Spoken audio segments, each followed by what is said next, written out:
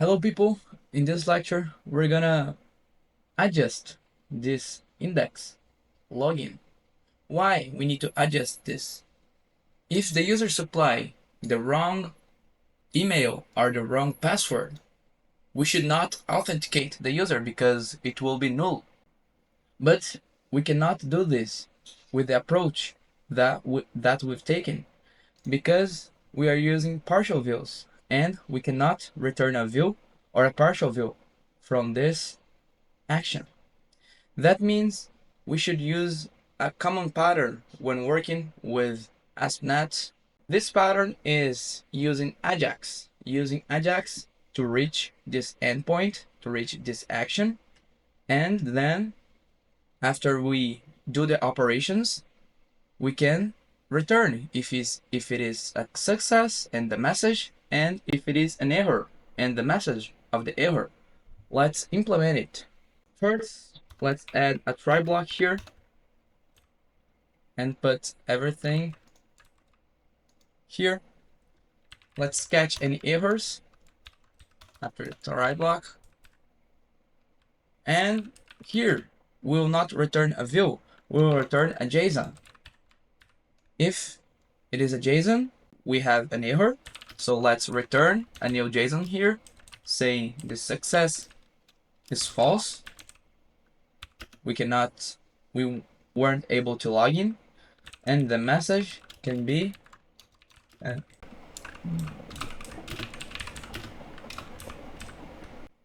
this can be the message of a generic error. So a user here can be null.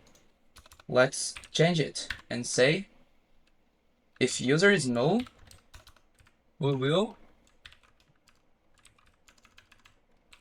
return a JSON as well, saying success is false, and the message can be invalid login credentials. So the user now is not null because we checked before. We can remove it from here. To authenticate, the user must not be null. So here we ensure that the user will not be null because we will return a JSON if it is null. We will authenticate the user, and instead of redirecting the user, we can return a JSON saying new object with success, and spell here is with two C's. Success is true. Redirect URL. Let's say URL action. This will return a link to index dishes. Okay, we've ended up or we've finished our action. Let's implement that in Vue. Let's go to our login form. Let's create a script tag here. Let's say document when it's ready. Call a function.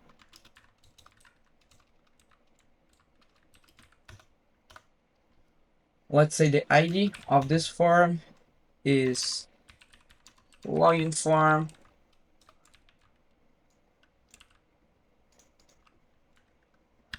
Let's say when it's submitted, login form submit. We'll call a function. Let's use prevent default. So when the form is submitted, we will prevent the default event of submitting the form. Let's get the form data. To get this, we must serialize our form. Serialize. Here, we will use the toaster. So let's configure the toaster. Toaster options. Let's get the toaster option from the admin. We just have the toaster in the layout of the admin. Let's put it in the normals area layout as well. Here, copy the link and copy the script.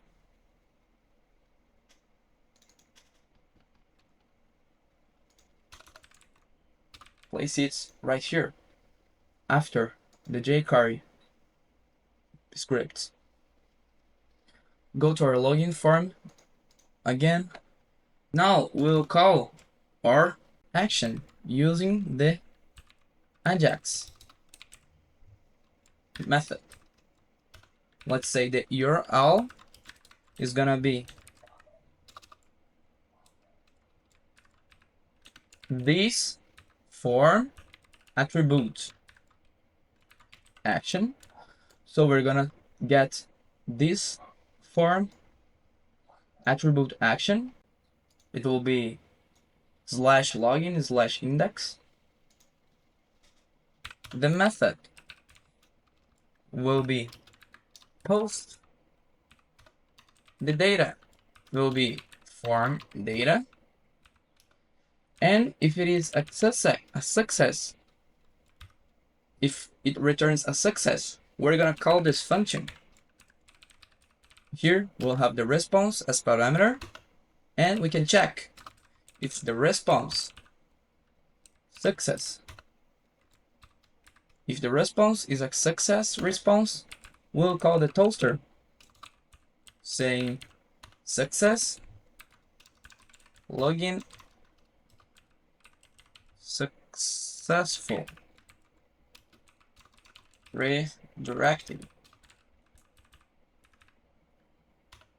and we'll redirect the user to location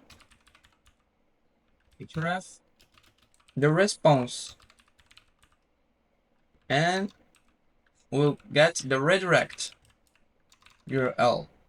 Do you remember when we get a success response, we'll redirect. We'll have this redirect in the JSON. So let's redirect the user. If it is not a success response, we will toaster the error with the response message. And if we have an error, an expected error, we do not have internet connection or something like that, let's say toaster error with this message, an expected error occurred, please try again later.